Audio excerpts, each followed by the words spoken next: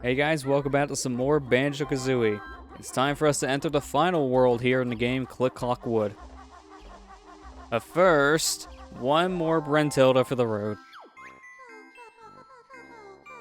Fearsome Guntilda's favorite pastime is collecting dragon teeth. Yeah, that one's not that bad. I mean, it's a little weird, but not disgusting. And then we get Greasy Grant. Okay, now we're back to disgusting. I was about to say, like Dragon Teeth isn't that weird. I mean, Claire, the 8th gym leader of the Johto region in Pokemon, gives you a Dragon Fang, so I mean, it's not the weirdest thing in the world. That isn't so weird. Yeah. Dragon Everybody's doing it. Hang on. I mean, I don't think it's as weird in Pokemon because of all the weird stuff that happens with that series. I mean, some of the stuff going on with that is like, oh yeah, we eat Slowpoke tail. Yeah, don't even think about it. There was a shock pad back there. Yeah, hidden in the grass, but that's how you get the extra life on top of the Click Clock entrance. And you didn't even hit the switch. Close enough. So, this world is a very, very different world compared to the others in this game, because the biggest thing with this one, the biggest gimmick, is that you're exploring the same area 4 times, but each area is a different season, which means there are different things for you to do in each area. So while it may look small, this is by far the biggest world in Banjo-Kazooie. Oh my gosh, this is the longest one to do too. Yeah, like, no matter how fast you are in this world, this one takes you about an hour just because of how big it is. There's a lot to do in Click Clock, and they spread it out between the 4 seasons, so sometimes you have to backtrack to other seasons to complete everything. I'm just a sucker for the weather aesthetics. And the seasons. It gets me every time. Yeah, it's really nice for that reason, and you do get to see things just constantly change between the seasons in like a very progressive way, because there are certain events you do in one season that can affect the next. Like right here is one of them. In this little soil area, you can poop out blue eggs into the hole and it'll actually sprout up a plant, and then the next season you can start seeing it grow. I mean, I like this level a lot. I have a love-hate relationship with this level. I really like the aesthetics of this level. You know, if we're being the final level and then seasons, you know, gimmick. Yeah, it's really neat and I really like it. I also hate fall damage. Yeah, this is probably the worst level when it comes to that, because this is the vertical climbing world of the game, so if you're not careful and you fall from the very top, that's basically an instant KO. This is by far my least favorite world to play nowadays in the game because of how punishing it is if you fall. I like it a lot aesthetically, but over the years I grow to like this world less and less because it is kind of annoying to play through. Like, I'll admit, I kind of have a love-hate relationship with space levels in games as well, as I love the aesthetics they put into them, but usually they're incredibly punishing. So it's such a double-edged sword. I can love the way it looks and love the ideas in it, and then just be like, that does not excuse the fact that it's ridiculous. Yeah. And that's kind of the case with this one because of just the fall damage mainly in this game. It's not like other games where you take a little bit of damage if you fall. No, if you fall in this game from a very high area, it stacks. So from the very top of Click Clock to the very bottom of Click Clock Wood, oh, you're just dead. No matter how much health you have, that's basically an insta-KO. Yikes. It's very nerve-wracking when the camera doesn't cooperate and you're hanging off a ledge. And look, he almost fell down because the camera doesn't help either in this level, especially when you're jumping down to that segment. So now we have different switches we need to hit. We hit one in the very beginning. It's the only way you can actually get in here. If they didn't put the switch outside of a season, that's GG. But now we're finding switches inside of each season to open up new seasons. Also, hi, Nabnuts. You're going to be a reoccurring character in this world, and you're an interesting one to say the least. He really likes nuts. Well, the name implied it. Honestly, I'm just surprised Kazooie just didn't ask him how his nuts are.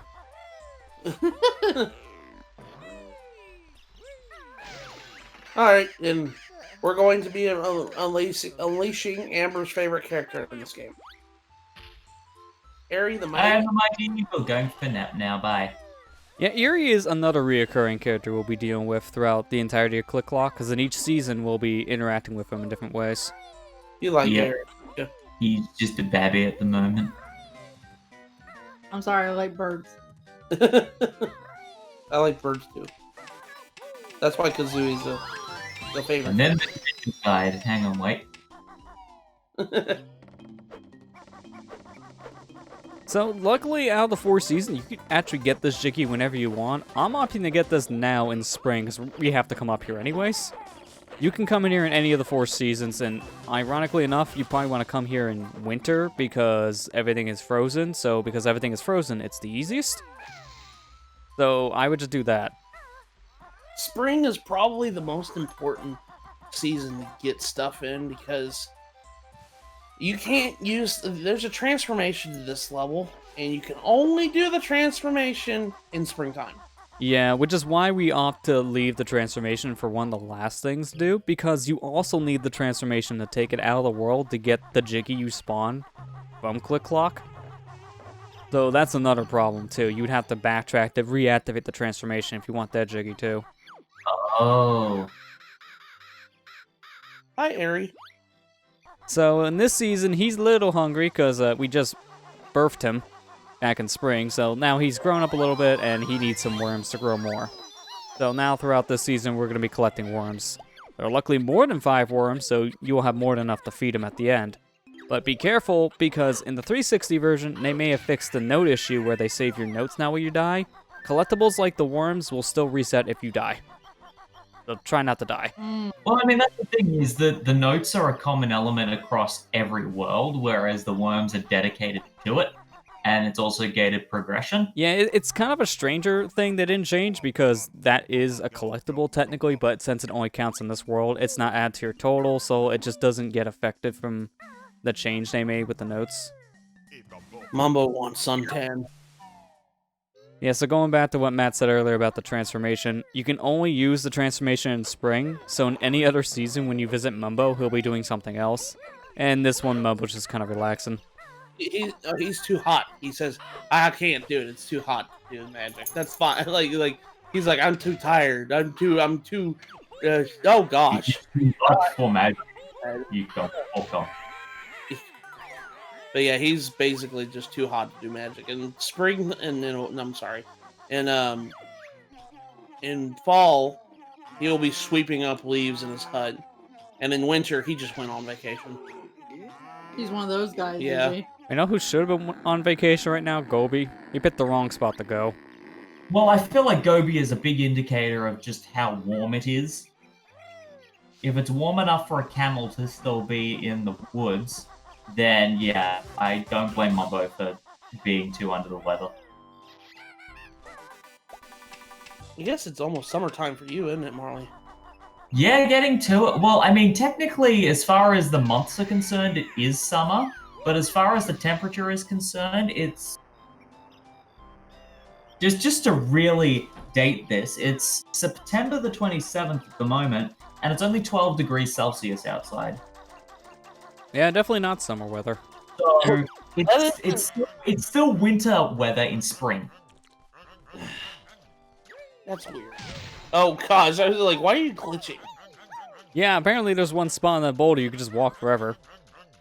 I just didn't find that out until now, so that was interesting. Also, this guy here, man, this beaver. Yeah, hey, come inside. I can give you a gift. Yeah, can you have a ladder to get up to your house then? I can get the gift? Thank you. I'm gonna have to come back a different season. Sorry, we're Banjo, not Mario. We don't have the infinite stairs backwards jump glitch, so we can't go up ramps that are an incline that make no sense. No, this is the Shindu version. I patched that. I knew he was gonna say so. I was literally waiting for him to say that. I walked into that one, huh? I was just because he's been talking about that all week, so I was waiting. Oh, it's been topical at the time. I mean, topical. You already dated with the date. 3D All-Stars is a thing, so everyone's been playing that. That new skip with 1 star for the backwards rebound jump glitch that people are doing in All-Stars is ballistic. Blows my freaking mind. I still can't believe that Mario 64 can still be beaten without any stars. Yeah. Like Yeah. It's just crazy what the speedrunner community can do. Yeah. Hence why the teacher's been taking notes.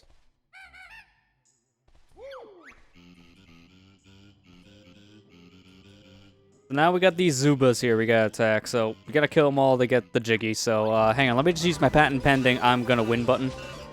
I knew you were gonna do that. That's what I do too. I just said, eh. Well, especially now when we have 20 maximum golden feathers, you might as well burn them all here, because it's a free Jiggy at that point. They were like, he was beating us. Preparing to go even further beyond by the looks of things. Banjo-Kazooie wins by doing absolutely nothing but pushing a button. That's just how he rolls. Is this the power of Ultra Instinct? Yeah, really. Kazooie just does her thing, and then Banjo, he says he's an Ultra Instinct because he doesn't have to think to move. But in reality, it's just Kazooie doing all the work. And I'm sure Banjo and Kazooie can. Probably. Nice camera. No! No! Oh my god. This is I what love how the camera's gone, oh, you're landing here, have fun. This is why I have a love-hate relationship with Click Clock, because the dang camera really makes this just way harder than it needs to be. Mm-hmm. Camera was perfectly fine going into that building, and then it just flip-flopped. Gotta love N64 camera. Going is one thing. Coming back out is another entirely. I mean, at least now I can go the other direction. So there's two ways you can climb up the tree here in Click Clock, and this is the other way, and we have to go over here eventually for this Jiggy, so I guess it works out. Not in the way I wanted to, but here we are. Yeah, Click Lock Wood, after playing it like a couple times, I'm just like, oh, I like this level, but I also hate this level. It's probably, in my opinion, this is the hardest level in the game. Rusty Bucket for years have probably topped it, but now I say it's Click Clock. Make it slow this time, and there you go. I feel like Rusty Bucket has the capacity to be one of those deciding factors of, is this game the kind of game that when I finish it the first time I want to come back to? It was at this moment that he knew. He fucked up. Oh no. Oh no! Oh no! So like I was saying, I feel like this level is like the...